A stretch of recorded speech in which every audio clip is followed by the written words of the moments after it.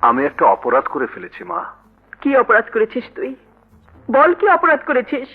আমি তোমাকে না বলেই হঠাৎ বিয়ে করে ফেলেছি। তুই বিয়ে করেছিস? আমাকে ক্ষমা করে দাও মা। আর আমি আমার বৌমাকে দেখতে চাই। এসো বৌমা, এসো। শোনো বৌমা, এই বাড়িতে আমি যখন বউ হয়ে এসেছিলাম, আমার শাশুড়ি এই গহনাগুলো আমাকে পরিয়ে দিয়েছিলেন। আর আজ আমি তোমার শাশুড়ি, আমি তোমাকে পরিয়ে দিচ্ছি।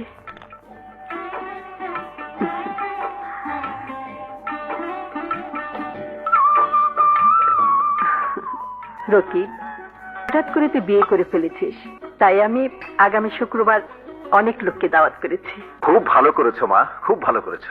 বসো। রকি, হ্যাঁ, বৌমাকে নিয়ে আয়, যা।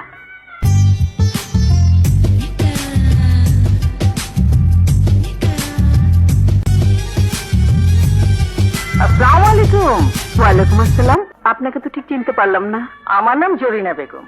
আমার মেয়ের সঙ্গে তো আপনার ছেলের বিয়ে হয়েছে। আমার বৌমার মা আপনি?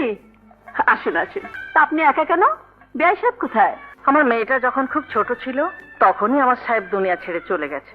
খুব কষ্ট করে মেয়েটাকে মানুষ করেছি। আমার একটা যাত্রা দল আছে, বিশ্ব অপেরা। ওই যাত্রা দলে অভিনয় করে আমি সংসার চালিয়েছি। আপনি যাত্রা দলের অভিনেত্রী? জি আপনি যাত্রার স্টেজে নাচ গান করেন? জি।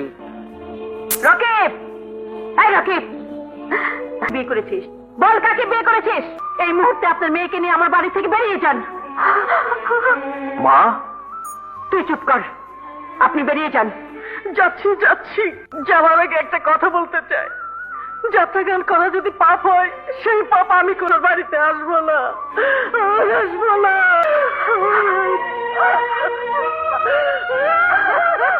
রকিব, তুই দাঁড়িয়ে আছিস কেন?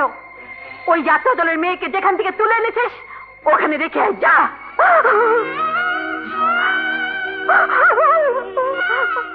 তো এই বাড়ির বউ, ওকে আমি ধর্ম মতো বিয়ে করেছি। সামান্য একটা যাত্রা দলের মেয়ের জন্য তুই আমার মুখের উপর কথা বলতে পারলি? কেউ নেই, এই সংসারে আমার কেউ নেই। তোরা এই বাড়িতে থাক, আমি চলে যাচ্ছি। না, তুমি যাবে কেন? ওকে নিয়ে আমি চলে যাচ্ছি।